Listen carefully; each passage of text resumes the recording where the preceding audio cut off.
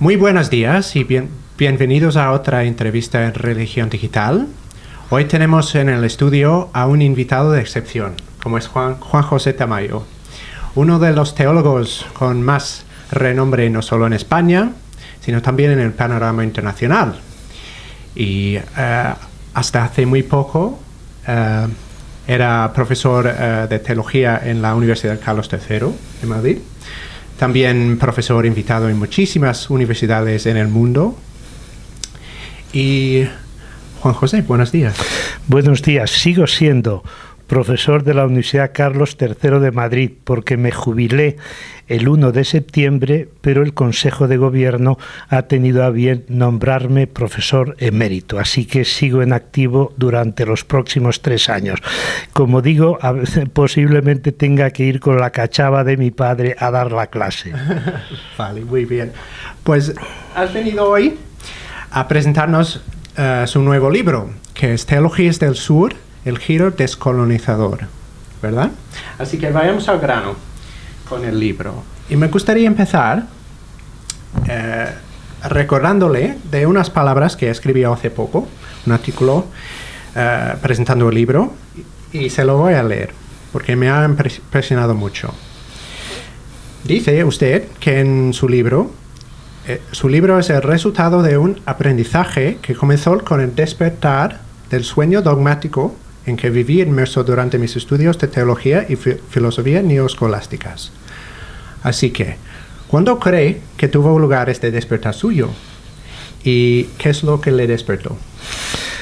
El despertar tuvo lugar con mi llegada a Madrid, el año 1969, ubicándome en la ciudad secular. Yo venía de una ciudad y de una población muy provinciana, con todo el reconocimiento a los valores de mi provincia, pero no había visto el mundo más que por una celosía, que era pues la pequeña ventana que tenía en mi cuarto durante los años de mi formación teológica en el seminario de Palencia, ¿no?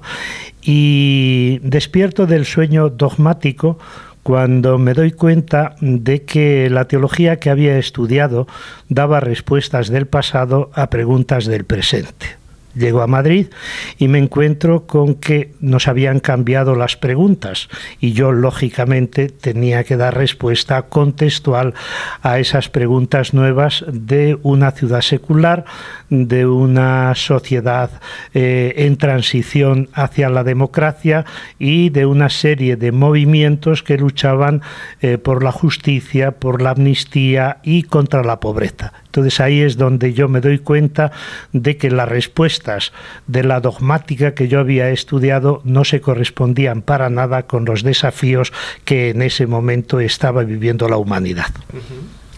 Pero es verdad que este libro nuevo es un libro bastante especial, bastante diferente dentro de los otros libros que ha escrito. ¿Es así? Claro, claro que sí, empezando por el tiempo que he tardado en escribirlo. Mis libros generalmente son el resultado de una redacción de los meses que dura todo un proceso de gestación de un niño o de una niña, 9 meses, ¿no? Pero este en concreto ha durado más. La gestación de este libro ha sido de 2 años. Del 1 de junio de 2015 pues al 1 de junio del año 2017, ¿no? Y es el resultado de muchos estudios, de muchas lecturas, de muchas investigaciones y sobre todo de muchos viajes. El libro lo he escrito según iba recorriendo distintos lugares del sur global. Lo empecé precisamente en un lugar del sur europeo, que fue Portugal, a raíz de la invitación que recibo de la Universidad de Coimbra para pronunciar las conferencias en la cátedra Boaventura de Sousa Santos, ¿no? Y es el sur europeo y es la periferia europea, lo mismo que España, ¿no? Y lo terminé 2 años después en otro lugar del sur, que fue precisamente el Caribe, pero no precisamente porque fuera allí a tomar mi descanso, a tomar el sol y venir moreno a España, sino que fui invitado a República Dominicana y Haití a dictar un curso sobre teologías, nuevo paradigma teológico en el siglo XXI en República Dominicana, y a un encuentro entre la religión vudú y el cristianismo en diálogo en Haití. Y por eso pues es el resultado de todo este trabajo, es decir, que mi inmersión en el sur global, porque claro, también hablo en el libro de la teología negra norteamericana, y eso no es el sur desde el punto de vista geográfico, ¿no? Por eso yo creo que es muy importante entender lo que es el sur en este libro, y es el sur global. Y ¿en qué consiste el sur global? Es una especie como de metáfora de la opresión que viven los pueblos marginados y los pueblos excluidos por mor pues, del capitalismo, del patriarcado, del colonialismo, de la depredación de la naturaleza y de los fundamentalismos. Ahí es donde hay que entender. Y este libro, además, yo creo que me ha librado o me ha sacado de otro sueño, que era el sueño en el que yo estaba cómodamente ubicado de la razón moderna. Es decir, que yo fui durante varias décadas una persona que interpreté el cristianismo desde la perspectiva de la modernidad, de la sociedad europea, democrática, ilustrada, religiosamente pluralista, económicamente desarrollada, pero este libro es el que me ha sacado también de esa cómoda instalación en la razón moderna. ¿Por qué? Porque yo creo que la razón moderna, teniendo aportaciones extraordinarias, ha sido una razón fundamentalmente colonial. Y eso lo ponen de manifiesto los estudios de colonialidad y modernidad. Y por eso creo que la razón moderna es colonial, ciertamente, la razón moderna es patriarcal y la razón moderna está vinculada al capitalismo.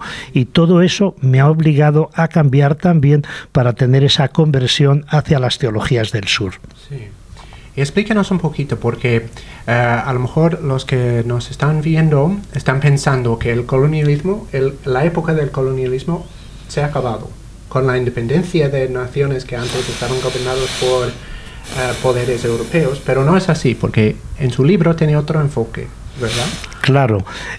Una de las ideas que desarrollo precisamente es esa.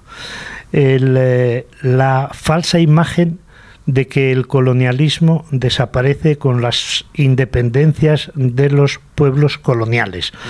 Y bueno, es una independencia, si quiere, jurídica, pero ni siquiera política. ¿Por qué? Porque el modelo de democracia que se va a instaurar en esos países es el modelo de democracia occidental. Y una de las cosas que más me han gustado en estos últimos días de los discursos del Papa en Myanmar y ahora en Bangladesh y algunas intervenciones anteriores ha sido la crítica tan severa que hace el Papa Francisco de las democracias occidentales. ¿Por qué? Pues porque dice, las democracias occidentales intentan imponer unos valores y una cultura a costa de una serie de apoyos económicos que prestan a esos pueblos, ¿no? Por eso yo creo que el colonialismo sigue funcionando de manera más sutil, ¿no? Y por la vía precisamente de la imposición de un modelo económico que es el que en Europa realmente está fracasando, como lo hemos visto con la crisis. Por tanto, yo creo que el colonialismo sigue y pervive. ¿Por qué? Pues porque el colonialismo se manifiesta pues a través de la inferiorización, a través de la discriminación, a través de la subordinación y subalternización de todos esos pueblos que están sometidos al imperio económico, político y cultural de Occidente.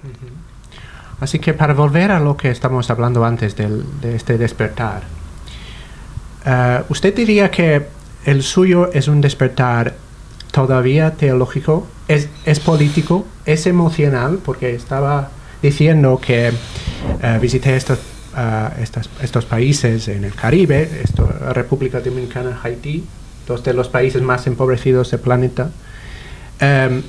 Así que con este pensamiento, ¿estamos cruzando la línea hacia una política o es todavía confesional, por así decirlo?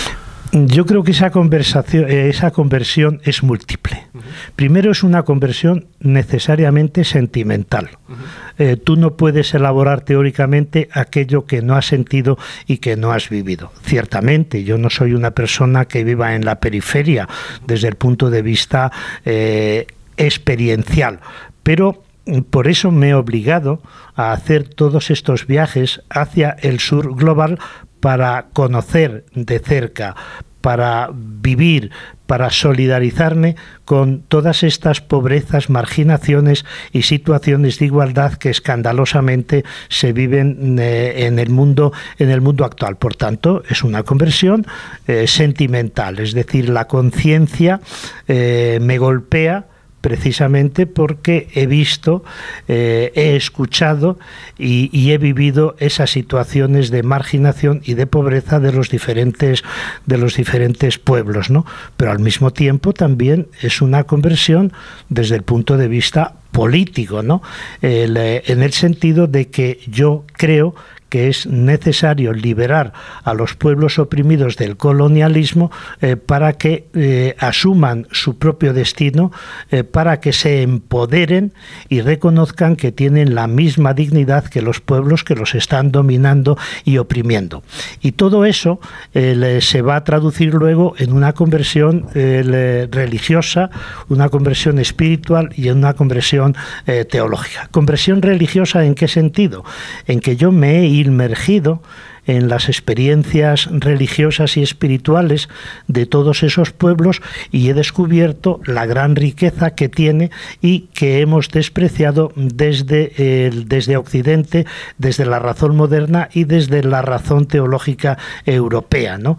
Todas las experiencias, por ejemplo, con las comunidades campesinas, con las comunidades indígenas, con esa identificación con la tierra, con esa relación con los antepasados, con ese proceso de democracia comunitaria, claro, con esa simbólica de relación con los diferentes elementos de la tierra, incluso pues la consideración de sagrado de la tierra, la consideración de deidad, pues el sol y todos los diferentes astros, y luego el cuarto momento ha sido la conversión teológica. Eso me ha obligado a elaborar un nuevo relato teológico desde la perspectiva de esos pueblos que están sometidos a estos sistemas de dominación. Sí.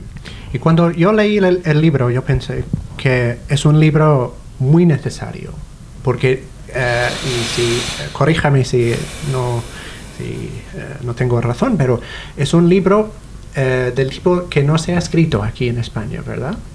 Antes. Así que me gustaría preguntarle, ¿por qué no hay tantos teólogos que toman este paso hacia esta conversión? Yo creo que en primer lugar es porque todavía estamos cómodamente instalados en la razón moderna y en esa teología del Concilio Vaticano II. Incluso los sectores más progresistas, los sectores más ilustrados, que intentan hacer dialogar el cristianismo con la modernidad, a mí me parece que siguen instalados todavía en esa modernidad y no han tomado conciencia de que la modernidad ha sido la que ha generado todos estos procesos de los que hemos hablado anteriormente, ¿no? Porque claro, yo creo que cuando un teólogo o una teóloga está ubicado en la modernidad, pues está muy bien arropado, ¿no? ¿Por qué? Pues porque la modernidad no es solo apertura y pluralismo y respeto a las diferencias, ¿no? Sino que es también una especie de muro que te impide ver las realidades que están fuera del entorno moderno en el que tú estás viviendo. Incluso el propio feminismo. Pues el feminismo occidental a mí me parece que es bastante estrecho. ¿Por qué? Porque se centra casi exclusivamente en la discriminación por razones de género y por razones de identidad sexual. Y eso ciertamente es muy importante, pero no tiene en cuenta el feminismo occidental otra serie de discriminaciones que padecen las mujeres en otros entornos geoculturales de exclusión y de marginación, ¿no?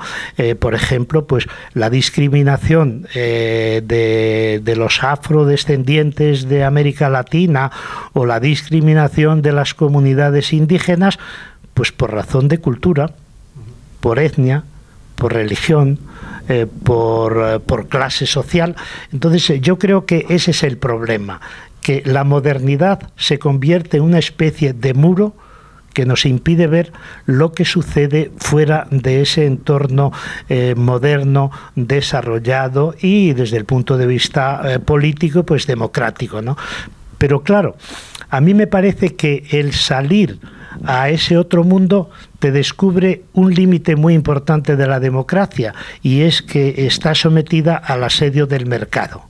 Y la democracia, además, está amenazada, a mi modo de ver, está herida, incluso amenazada de muerte por los distintos sistemas de dominación, que son a veces mucho más fuertes y mucho más poderosos que la democracia. Claro, cuando tú vas a esas comunidades y descubres, por ejemplo, pues todo el componente de democracia participativa, de democracia comunitaria, y cuando tú entras en contacto con las teólogas feministas de ese entorno, pues te das cuenta de que tenemos una percepción y una mirada del mundo desde Europa muy estrecha. Sí, verdad. Me gustaría mencionarle otra cita que me parece que es muy importante para usted. Son palabras de Ernst Bloch. Y Ernst Bloch dice que la razón no puede florecer sin esperanza. La esperanza no puede hablar sin razón. Así que, hablando de esperanza, ¿es optimista de cara al futuro lo que nos depara en el mundo? Primero, a nivel político, ¿las cosas están cambiando o no? Bueno, claro, definirse como optimista o pesimista, pues ¿tiene esperanza? Es muy... No, pero está muy bien hecha la pregunta, ¿no? Entonces yo me definiría, no sé, si me ocurre en este momento, algo así como pesimista esperanzado. ¿Por qué pesimista?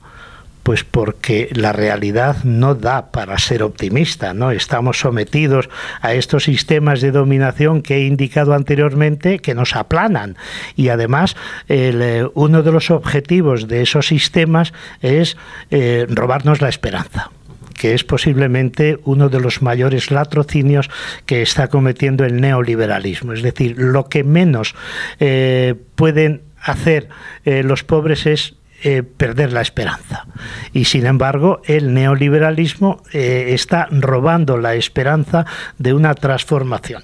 En ese sentido, pues claro, lógicamente la razón me lleva a ser pesimista, ¿no? Pero al mismo tiempo soy esperanzado porque ese pesimismo no me lleva a cruzarme de brazos, sino me lleva a actuar. Sí, y tampoco es un sentido de culpabilidad, ¿no? No, claro. Tener en Occidente. Claro, no podemos, no hay conciencia de culpabilidad, porque a mí me parece que este es otro de los pecados, ¿no? Decía Pío XII, se ha perdido la conciencia de pecado, y yo creo que en el caso de Occidente hay que decir, se ha perdido la conciencia de culpabilidad, y se ha desembocado en un comportamiento cínico que no es sensible a las situaciones de marginación que viven los pueblos fuera del ámbito del norte global. Entonces, claro, soy pesimista porque no veo que desde el sistema, desde las alturas, desde el poder, cualquiera fuere, el poder eclesiástico, el poder político, el poder cultural, el poder económico, pues no veo yo que se puedan producir cambios, ¿no? Pero al mismo tiempo soy un pesimista esperanzado. ¿Por qué? Porque debajo del hielo hay agua. Es decir, claro, eso, el pesimismo puede explicarse porque yo veo que toda la superficie es una especie de planta de hielo. pero debajo de la superficie están todos los movimientos sociales, los ecologistas, los feministas, los pacifistas, el Foro Social Mundial, los diferentes foros regionales, los foros nacionales, y claro, ahí es donde yo veo que hay un hervor, hay un despertar, y al mismo tiempo yo mismo me doy cuenta de que tengo que implicarme dentro de esos movimientos, y lo mismo digo desde el punto de vista religioso y teológico, ¿no? Por ejemplo, toda la potencialidad que ahora tienen los diálogos entre religiones, ¿no? Con esas propuestas de el trabajo por la paz, la defensa de la igualdad, la denuncia de la violencia, la defensa del medio ambiente. Claro, pues todo eso yo creo que hace cambiar el paradigma de las religiones, ¿no? ¿Por qué? Porque esas religiones que han podido ser instrumentos de dominación, de explotación de la naturaleza, de empobrecimiento de los seres humanos, de pérdida de libertad, pues ahora están emergiendo con esa capacidad ético-liberadora extraordinaria. Y lo mismo cabe decir desde el punto de vista ya más teológico, ¿no? Yo creo que estamos en el momento de mayor fecundidad teológica de los siglos anteriores, ¿no? Es decir, el siglo XX fue un siglo muy fecundo teológicamente, pero el siglo XXI está siéndolo todavía más. Ahora mismo estamos en pleno desarrollo de la teología feminista, de la teología indígena, de la teología negra africana, de la teología asiática, del diálogo con las religiones orientales. Y claro, todo eso, todos estos movimientos y mi implicación en ellos son lo que me hacen de afirmar que mi pesimismo es esperanzado. Y ciertamente la inspiración fundamental que yo tengo para esta actitud es la de Bloch, cuando decía la frase que tú has citado. Porque claro, a Bloch se le acusa de optimista ingenuo, no es verdad. ¿Por qué? Porque Bloch decía que la esperanza tiene crespones negros, pero esos crespones negros no te llevan a lamentarte y a encerrarte en ti mismo y a llorar, sino que te llevan a cambiar esos crespones negros por otro tipo de banderas que contribuyan a la liberación. Así que me alegro que haya mencionado la Iglesia como razón por la esperanza. No pensaba que lo iba a hacer, pero al final sí. Bueno, la Iglesia no tanto el catolicismo romano cuanto el catolicismo liberador de los pueblos del sur. Sí, pero sí. Sí, pues sí. Pregunta. No, lo que iba a decir era que dos cosas realmente. A lo mejor, pues estos cambios requieren otro modelo de iglesia, que no lo impulsa la jerarquía, por ejemplo. Es una observación que tenía. Pero también iba a preguntarle por el Papa Francisco y su papel en este cambio que ha notado, o por lo menos esta fecundidad que tiene la teología en el siglo XXI. ¿Ha notado un cambio con Francisco, un Papa del Sur, pues, de alguna forma, desde que haya llegado al pontificado? Sí, un cambio muy importante, sobre todo de prioridades. A mí me parece que, con todos los respetos, los pontificados anteriores de Juan Pablo II y de Benedicto XVI estaban marcados por tres prioridades, que eran la ortodoxia, es decir, la fidelidad a la doctrina, y eso explica que surgieron y crearon ellos mismos numerosísimos heterodoxos y herejes a los que condenaron, ¿no? ¿Por qué? Porque lo que les interesaba era preservar el depósito de la fe. Un depósito realmente muerto, porque una doctrina que no se explicita en una práctica, pues queda totalmente infructuosa, ¿no? Es estéril, ¿no? La segunda prioridad, yo creo, fue la sexualidad, la prioridad moral, pero en todos aquellos aspectos que tienen que ver con el origen de la vida, con el final de la vida, con el modelo de la pareja, y claro, esa prioridad moral, que yo creo que es muy importante en una religión, derivó en una obsesión. y una obsesión que se caracterizaba por la represión de todo lo que tiene que ver con el cuerpo y con la sexualidad y las relaciones afectivo-sexuales, ¿no? Y la tercera prioridad yo creo que era la disciplina. Claro, tenga usted en cuenta que con Juan Pablo II, bajo la presidencia de la Congregación por la Doctrina de la Fe de Benedicto XVI, se elaboró el Catecismo de la Iglesia Católica, que es la expresión pues de un dogma que yo creo que ni siquiera tiene en cuenta los nuevos métodos históricos y los métodos hermenéuticos, ¿no? Tenga en cuenta también que en relación con la tercera prioridad, que era la disciplina, pues se reelaboró el famoso Código de Derecho Canónico, ¿no? Entonces, yo no digo que el Papa Francisco quiera saltarse ni el dogma, ni el catecismo, ni el Código de Derecho Canónico. No, yo no digo eso, ni que esté en contra de esta moral más clásica, ¿no? Pero no son sus prioridades. La prioridad fundamental del Papa Francisco es la preocupación por los problemas más agudos que vive y que sufre la humanidad. Por eso cuando hace los viajes no va con el credo constantinopolitano, credo niceno-constantinopolitano, sino va primero con un análisis de la realidad. Yo coincidí con el Papa Francisco en su visita el año pasado a México. Yo estaba en Chiapas en un congreso sobre pueblos y comunidades indígenas y teología de la liberación, y realmente quedé impresionado del análisis de la realidad tan certero que hizo el Papa Francisco durante su recorrido por las zonas además más marginales de México, y era un conocimiento de los problemas, pero de los problemas reales, no los problemas imaginarios que pudieran tener los otros papas, que consideraban que lo más importante era ser fiel a la ortodoxia y cumplir la disciplina eclesiástica, ¿no? Entonces, para mí, lo más importante del Papa Francisco es que tiene antenas bien levantadas para conocer y para ver la realidad.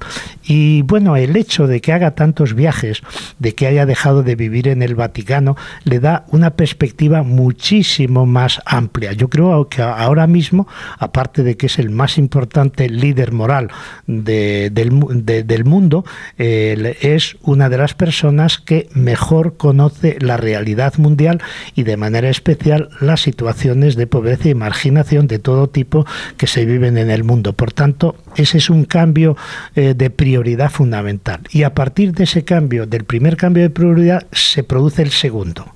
Es decir, ¿qué respuesta o qué aportación modesta siempre puede hacer la Iglesia a esa problemática?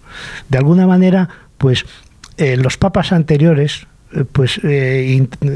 conectaban o respondían a esta idea que creo que he expuesto anteriormente, ¿no? Cuando no sabíamos todas las respuestas, nos cambiaron las preguntas. El Papa Francisco es al revés. Cuando nos han cambiado las preguntas, soy sensible a esas preguntas e intento dar respuesta desde el momento presente. Muy bien. Así que no le pedirías nada más. ¿Está contento con el Papa? No, bueno, estoy relativamente contento, ¿no? Yo he pasado del pesimismo casi radical del origen a una situación de optimismo crítico en el presente, ¿no? Pesimismo del origen, ¿por qué? Pues porque siempre pensé que de un papa a otro había poca diferencia, ¿no? Por otra parte, pues desconocía en ese momento toda la aportación que hizo el Papa en Aparecida, y luego pues me dejé llevar por algunas intervenciones, por algunos informaciones pues que le presentaban como cómplice de la dictadura, o por lo menos no suficientemente crítico, pero claro, buena parte de esos argumentos se me van desmontando en la medida en que voy viendo el cambio, primero en los gestos, segundo en el estilo de vida, tercero en sus declaraciones públicas y cuarto en sus documentos. Y ahí no me queda más remedio que rendirme. Pero aún así todo, ese optimismo es crítico, Y es decir, no le concedo al 100% el reconocimiento a su trabajo, como no se puede conceder a nadie. Pero en este caso concreto, pues creo que hay 2 o 3 cuestiones que él todavía no ha abordado y que a mí me parece que son de urgente tratamiento para el cambio. El primero es la situación de las mujeres. El Papa Francisco prácticamente no ha dado un solo paso para la incorporación de las mujeres en el protagonismo de la vida eclesial. Es decir, la incorporación de las mujeres en el acceso a lo sagrado, con el ministerio ordenado, aquellas mujeres que quieren, la incorporación de las mujeres a la elaboración teológica, por ejemplo, en la Congregación para la Doctrina de la Fe, pues me gustaría que hubiera también teólogas, que las hay y muy prestigiosas, incorporación de las mujeres en las responsabilidades eclesiales, en la dirigencia de la misma, ¿no? Entonces ahí yo creo que hay un déficit muy importante, ¿no? Y además apelando a unos argumentos que yo creo que no son consistentes desde una nueva eclesiología, ¿no? Cuando se dice, no soy yo el que niega a las mujeres el acceso al ministerio eclesial, sino que es el propio Jesús. No, eso es convertir a Jesús pues en una persona patriarcal, y por eso no se puede apelar a Jesús para decir que las mujeres no pueden acceder al ministerio eclesial. Y en ese sentido, a mí me parece que en relación con las mujeres se ha producido un estancamiento o un mantenimiento en el status quo de discriminación, y creo que habría que ser mucho más sensibles a todas las teorías de género para pasar de la discriminación a la igualdad de género, que ya en cierta medida se está produciendo en la sociedad, no de manera total, ¿no? Pero es que en la Iglesia todavía estamos en la etapa de la discriminación. Y luego, otro campo en el que yo estoy muy descontento es en todo lo que tiene que ver con la reforma de la Iglesia. Me parece que la palabra reforma la pronuncia desde el principio de una manera reiterada y que está haciendo esfuerzos. Pero el instrumento que ha utilizado para esa reforma y para ese proceso de democratización de la Iglesia me parece que es inadecuado, que es la creación de una comisión de cardenales que le están asesorando para la reforma. Claro, todos son cardenales, por tanto, príncipes de la Iglesia. Todos son de 70 años en adelante. Hasta alguno creo que tiene más de 80, pues es una reforma gerontocrática, ¿no? Todos son sacerdotes, o sea, clérigos, todos son célibes, pero no hay ni un solo teólogo, ni una sola teóloga, ni un solo representante o de una sola representante de estas congregaciones religiosas que son tan importantes y que han contribuido, pues no sé, a la mejora al cambio en la Iglesia, los franciscanos, los agustinos, los jesuitas, los capuchinos y congregaciones religiosas femeninas también. Fíjese que en este tema concreto, y volviendo al cambio en la incorporación de las mujeres al protagonismo, quizás por influencia de Müller, pero al poco tiempo de ser elegido papa, resulta que Müller escribe una carta a las religiosas de Estados Unidos que habían sido ya descalificadas por el Papa Benedicto XVI y sigue ratificando esa condena. Es verdad que luego pues las cosas fueron cambiando y se produjo pues un reconocimiento y un diálogo y no tanto la censura. Pero a mí me parece que el instrumento para la reforma de la Iglesia tendría que ser la creación de diferentes comisiones en las que estuvieran representados todos los sectores y de manera muy especial los laicos y las laicas. Y laicos y laicas de todo el mundo, claro está. De todo el mundo, claro está. Claro, de Europa. Evidentemente, sí. Y luego, pues en relación con lo último, no sé, me ha sorprendido no gratamente el que en el viaje a Myanmar no haya citado la palabra Rohingya, ¿no? Sí, le iba a preguntar por eso, sí. Sí. Sí, adelante con lo que estaba diciendo. Sí, claro, el Papa tiene una hipoteca. Y esa hipoteca yo creo que la tiene que librar. Y es que es el líder de la Iglesia Católica Universal de los 1100 o 1200 católicos del mundo, pero además es jefe de Estado. Exactamente. Sí. Entonces a mí me parece... Por ahí que pase la reforma, ¿verdad? Sí, a mí me parece que el ser jefe de Estado le hipoteca en estas visitas en las que son visitas también de Estado, lógicamente, en las que tiene que mantener unas relaciones pues muy directas con los dirigentes políticos del lugar donde va. Y claro, pues un jefe de Estado pues no puede echar en cara en el país al que va pues unos comportamientos que realmente son antidemocráticos, que son contrarios al respeto al pluralismo, a la diversidad cultural, etcétera, etcétera, ¿no?